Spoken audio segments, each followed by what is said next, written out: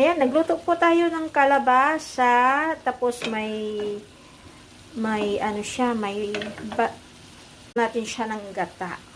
So, ayan.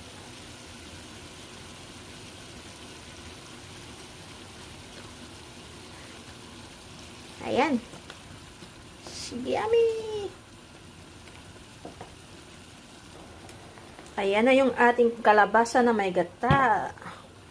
Lagyan muna natin siya ng konting light sauce. Pampalasa. Ayan. Yan na po yung ating kalabasa with coconut milk.